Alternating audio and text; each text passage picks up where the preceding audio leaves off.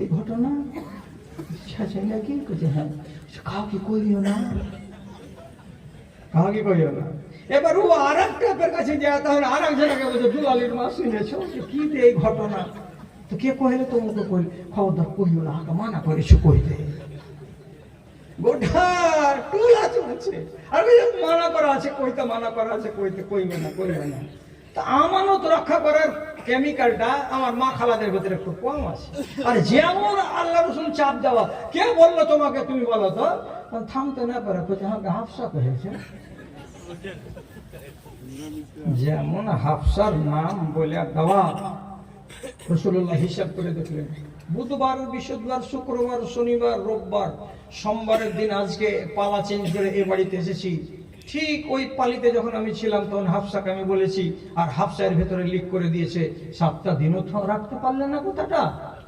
বাস রাসূলুল্লাহ হন হন হন হন করে হাঁটতে হাঁটতে এলেন, আর আসার পরে তখন আওয়াজ দিয়ে ডেড়ির মাঝে বলছেন, হাফসা জি লাব্বাইক, বলেন কি খবর আল্লাহ রসুল।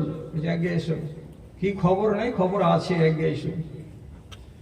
যখন সামনে এসেছে তোমার মন যে খুশি মনে কোনো খবর শুনাবে।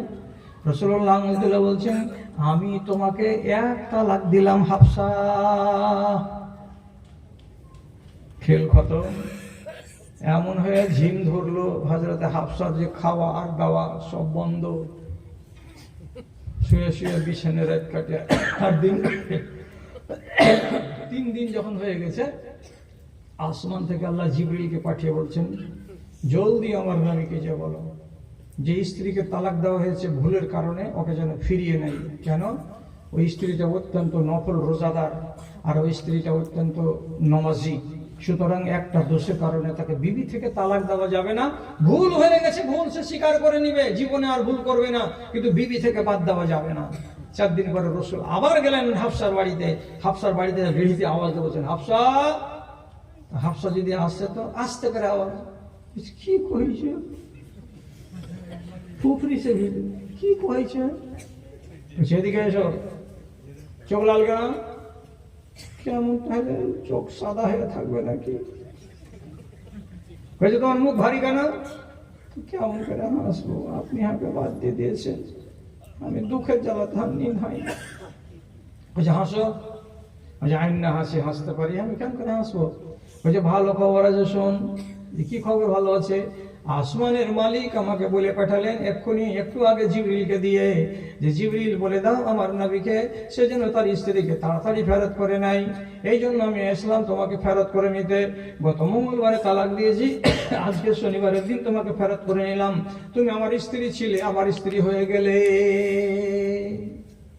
তাহলে বেয়াদবি যদি হয় আর আপনার ইমানদারের মাঝখানে যদি স্ত্রী ফাটল ধরিয়ে দিতে পারে, তাহলে ওই স্ত্রীকে বাদ দেওয়া শরীয়তে জায়েজ আছে। শুধু স্ত্রীর বেলা কথাটা নয়, ছেলের বেলাতেও জায়েজ আছে, বাপের বেলাতেও জায়েজ আছে, বেটির বেলাতেও জায়েজ আছে। ইমানের পথে যে দুশ্মন হয়ে দাঁড়াবে সেই দুশ্মনকে রাখতে হবে না। ভাইরা আমার, অনেক কথা শোনা হলো, মায়েরা অনেক কথা আপনারা শুনলেন। এবার ঘড়িতে বেজে গেছে আমার 1টা 10 এতক্ষণ আপনাদের জালসা চলে না, কিন্তু কাজবশত চলে গেল। আমি যাওয়ার কালে 2টো কথা বলছি, যে শেষ। 1 নম্বর কথা, যদি কেউ আমার হাতে কিছু দান দিতে চান তাহলে দেন। আর 2 নম্বর কথা বলছি, যে আমার মা খালারা নফল রোজা খুব রাখে। তো নফল রোজা কয় রকমের আছে? কয়টা রাখো? খালি আশুরার রোজা আর আরাফার রোজা, আর বাকি যে নফল রোজা আছে 5 রকমের।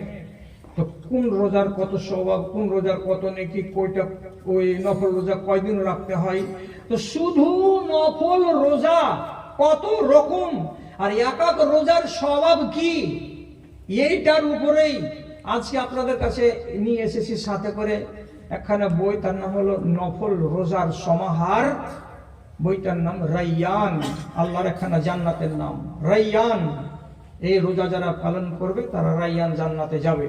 তো মাত্র 30টা টাকা দাম লাগবে, যদি আমার খালারা মনে করেন একখানা হাতে করে নিয়ে যাব, ভাইয়েরা মনে করেন তাহলে একখানা কিতাব এখান থেকে নিয়ে যাবেন, পড়বেন, আপনার পরিবার আপনার ছেলে মেয়েরা সুখী হবে, জ্ঞান পাবে ইনশাআল্লাহ।